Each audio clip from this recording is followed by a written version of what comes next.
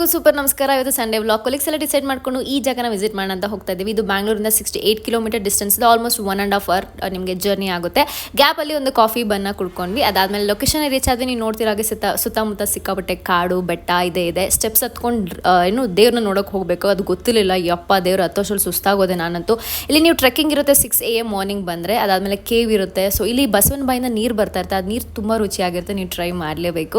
ಅದಾದಮೇಲೆ ನಿಮ್ಗೆ ಇಲ್ಲಿ ವಾಟರ್ಫಾಲ್ ಕೂಡ ಇದೆ ಅಂತ ಹೇಳಿದ್ರು. ಬಟ್ ಇದು ಬೇಸಿಗೆ ಆಗಿರೋದ್ರಿಂದ ನೀರು ಏನೂ ಇಲ್ಲ. ಸೊ ನಾವು ಅಲ್ಲೇ ದರ್ಶನ ಎಲ್ಲ ಮುಗಿಸ್ಕೊಂಡ್ವಿ. ಆ್ಯಂಡ್ ಸುತ್ತಮುತ್ತ ಜಾಗ ಎಲ್ಲ ನೋಡಿ ಸಿಕ್ಕಾಪಟ್ಟೆ ಕೋತಿಗಳು ಕಾಟ ಇರುತ್ತೆ. ಸ್ವಲ್ಪ ಹುಷಾರಾಗಿರಿ. ಅದಾದಮೇಲೆ ಕೆಳಗಡೆ ಬಂದ ತಕ್ಷಣ ಫ್ರೂಟ್ಸು, ಲೆಮನ್ ಜ್ಯೂಸು, ಮಜ್ಜಿಗೆ ಅಂತೆಲ್ಲ ಸಾಕಷ್ಟು ತಿನ್ಕೊಂಡ್ವಿ. ಆ್ಯಂಡ್ ಸ್ವಲ್ಪ ವಾಟರ್ ಮೆಲನ್ ಬೇಕಾಗಿತ್ತು.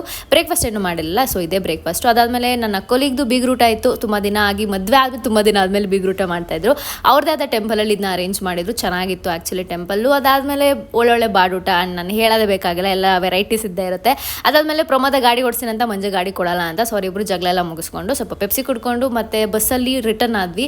ಸೊ ಈ ಸ್ನ್ಯಾಕ್ಸ್ ತೊಗೊಂಡ್ವಿ. ಒಂಚೂರು ಚೆನ್ನಾಗಿರಲಿಲ್ಲ. ಅದಾದಮೇಲೆ ಮಳೇಲಿ ಸಿಕ್ಕಾಕೊಂಡೆ ನಾನು ಅಂತ. ಬಸ್ ಸ್ಟಾಪ್ಸ್ ಆಲ್ಮೋಸ್ಟ್ ಒಂದು 15 ಮಿನಿಟ್ಸ್ ವೇಟ್ ಮಾಡಿ ಅಲ್ಲಿಂದ ಮನೆಗೆ ಬೇಕಾದ ಐಟಮ್ಸ್ ತೊಗೊಂಡು ಬಂದಿದ್ದಾಯ್ತು. Thanks for watching. ಬೈ.